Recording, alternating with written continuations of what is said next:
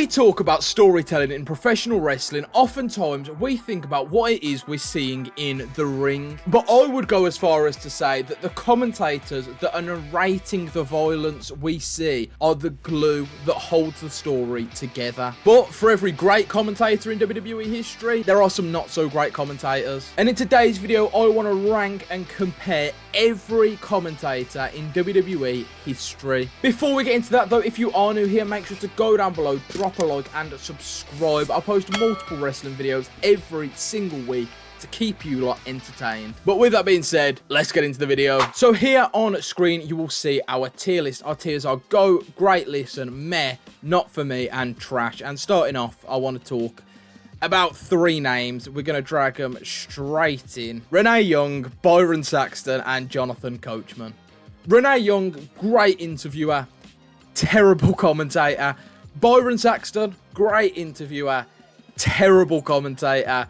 Jonathan Coachman is Jonathan Coachman, and that's where I'm going to leave that. Coming on to the first commentator we're actually going to speak about, and that's Jerry the King Lawler. Now, Jerry the King Lawler was a mainstay on commentary throughout my childhood. But I have to be honest when I talk about Jerry the King Lawler, and I have to say he's going straight into trash. Jerry the King Lawler's commentary was creepy, and I will not be told otherwise. I mean, I just seen a clip that's doing the rounds recently of him saying that there's nothing wrong with dating younger women. The only embarrassing part is when you have to drop them off at school. And given his past with young women, or should I say his criminal past with young women, I'm just going to leave that one there. I don't really want to touch that with a 10-foot barge pole, so that's that. Moving swiftly on, we come to a man who was featured alongside Jerry Lawler on commentary an awful lot, and that's JBL. Now, JBL, I think, was a great heel commentator. Was he a perfect play-by-play guy? No. Was he a great analyst? No. But that wasn't his job. His job was to get heat on the heel and try and take away from the babyface, and he would do a great job at that. He'd have his moments of shouting, "Maggle! Oh my God, Maggle!" And if you grew up watching What Culture, I'm sure we all loved John O'Clock Time on the WTF moments with King Ross. But overall, I actually think JBL is a great listener, and he's doing really well on AAA. Now, in a similar vein, I'm going to bring up Wade Barrett, because I do think Wade Barrett, in many ways, is the modern-day JBL on the main roster. And I think, arguably, he does a better job than JBL. Wade Barrett is by far one of my favourite commentators in WWE right now. But now, I want to take things back in time and touch on some people from the 90s. Firstly, Gorilla Monsoon. Now, for me, Gorilla Monsoon was a bit of a pinnacle in my childhood because I didn't watch a lot of live WWE as a young child in the early 2000s. I was watching a lot of my mom's old VHS videotapes of WWF from the 80s and 90s. And Gorilla Monsoon was a mainstay throughout them VHS videotapes on commentary, and honestly, he was great. He is an icon of what it means to be a commentator. And for that reason, I think he is one of the greatest of all time. And it wouldn't be right to talk about Gorilla Monsoon without his sidekick in many ways, the Weasel, Bobby the Brain Heenan. And Bobby Heenan was, if anything, an older version of what JBL and now Wade Barrett were. He was a great heel commentator. And him and Gorilla made for a great pair on commentary. He can go into great listen for me. I will now touch on the Macho Man, Randy Savage. Now, Macho Man wasn't really my cup of tea on commentary. He was an incredible wrestler. He was one of my favourite wrestlers of all time. But I think his talents were wasted on commentary. His promos were incredible. I just don't think it translated too well to commentary. I wouldn't say he's not for me. I will keep him in meh, but that's more of his ability as a commentator, not his ability in the ring. He would be in GOAT otherwise. Of a similar vein, I'm going to come on to Rowdy Roddy Piper. And Rowdy Roddy Piper, another person who I'm a huge fan of in the ring, on the mic, and even on commentary, quoting CM Punk there, he's going to go into great listen. I love Rowdy Roddy Piper. Huge fan. Continuing on the 90s theme, I'm going to come to good old Vinnie Mac, Vince McMahon. Now, Vince McMahon did, I think, as good as he could on commentary in the 90s. And, you know, he wasn't without his moments. I mean, we look at, that's gotta be Kane! That's gotta be Kane! You know, a lot of people think that that was Jim Ross. It actually wasn't. It was Vince McMahon. Now, with that being said, the whole, oh, what a maneuver, because he didn't know the name of the moves, 50 times every match would get annoying. And he's not for me. Vince McMahon is not for me on commentary. Rounding out the early 90s on commentary, we have Jesse the Body Ventura, a man who is going to go in GOAT alongside Gorilla Monsoon, and I'm very happy with that. Jesse the Body Ventura is exactly what WWE needs on commentary, and I think he showed that when he would appear on the Saturday Night's Main Event PLEs recently. I don't know why they stopped having him on. Maybe it was because he called the way Damian Priest won a cage match stupid. Maybe that's why they took him off. But he was great on commentary, even way back in the day. But even nowadays, to come back into WWE, not having done commentary for donkey's years, and do as well as he did, it just speaks volumes. He is a GOAT commentator. Speaking of GOAT commentators, to round out a trio, a hat trick, if you will, we have good old JR. Now, is JR my favourite play-by-play commentator? No. Is he my favourite analyst? No. But when you talk about iconic moments on commentary, you are talking about Jim Ross. By God, he's broken in half. He's killed him. He's killed him. And there's many more that I can quote, but if you ask any wrestling fan to do an impression of a WWE commentator, they will impersonate JR, and I think that speaks for something. Jim Ross was the voice of a generation, and I think when you are talking about the greatest wrestling commentators of all time, you can't not mention Jim Ross. Now I want to switch gears and make things more modern. I'm going to bring in Corey Graves. Corey Graves, I think, is the best commentator WWE has currently. For me, what I think a commentator should be is someone who adds to the story that is going on in the ring, narrates the violence that we are seeing. And Corey Graves does an incredible job at that. He's well spoken, but more importantly, he's knowledgeable. He knows exactly what he is talking about. So for me, he's going to go straight in the top of Great Listen, and I think one day he could be in GOAT. I think WWE just do need to pull the trigger on him and say, right, you are the #1 commentator now. Get him off AAA. I mean, not that he's not incredible on AAA, but what are we doing here? This is the guy who should be commentating Monday Night Raw week on week, and he's sat in Mexico. But now we come to someone who I think is the antithesis of Corey Graves, Pat McAfee. Now, I'm going to be brutally honest when it comes to Pat McAfee. I am not a fan of Pat McAfee on commentary. He's going in straight and not for me.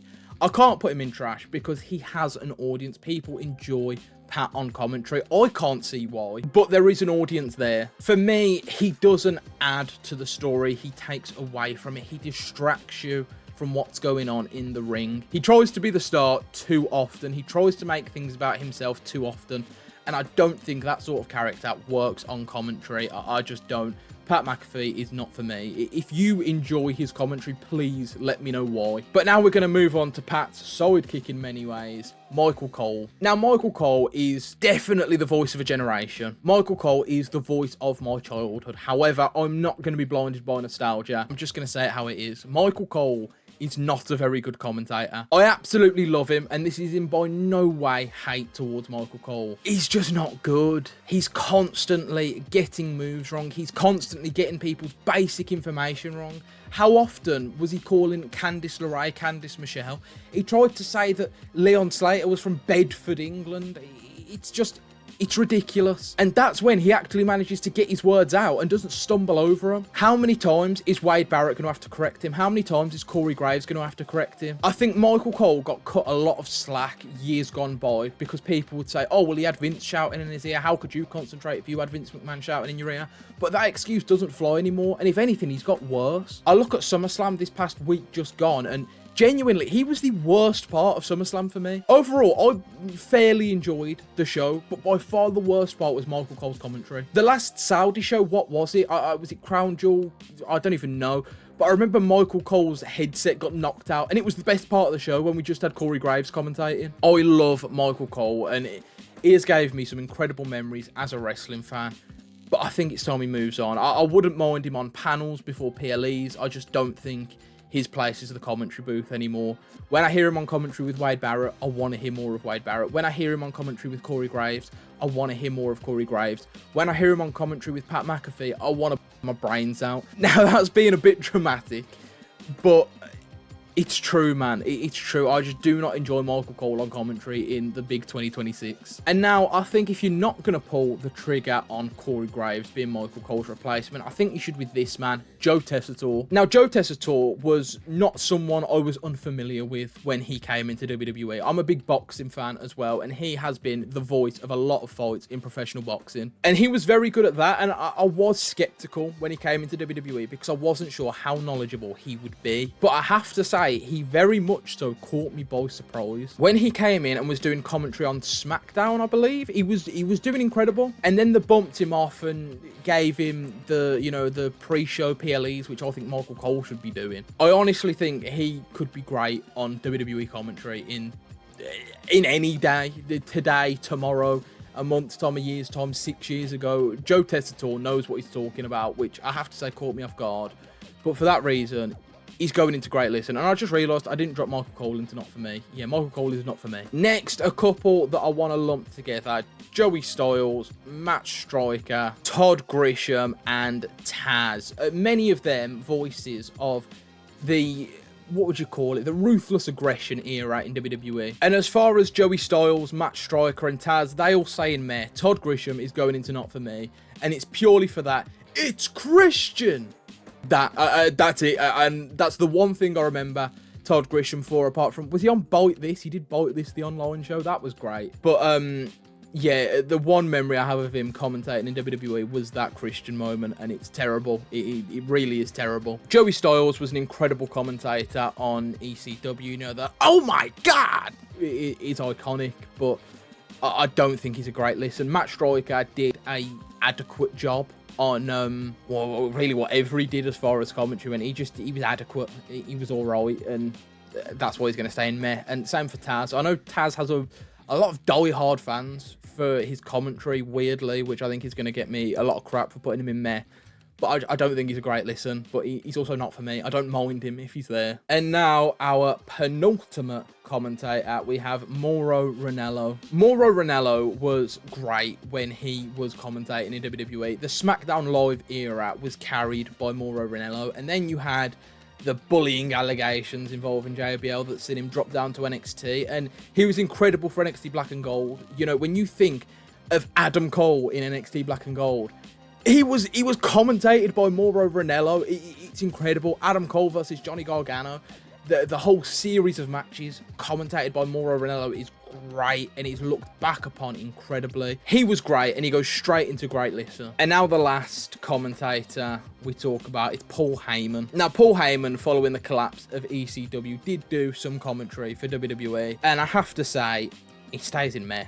He just does. As far as commentary goes, Heyman, managerially, legend. Heyman as a booker, you know, he did really well. Heyman as a commentator, he was all right. I don't think he was a great listen, but he definitely wasn't not for me. He fits alongside these, in my opinion. If anything, you know, we're dropping Matt Striker down to the bottom. And some people are going to hate that Matt Striker's in meh, but he is. And I'm happy with that. And that is my list. As always, make sure to go down below, drop a comment, and let me know what you thought of this tier list and where you think I got things wrong or where you agree with me. I'm genuinely curious. I'll always read every comment. But that's going to do it for today's video. I've took up enough of your time, but I will see you all next time.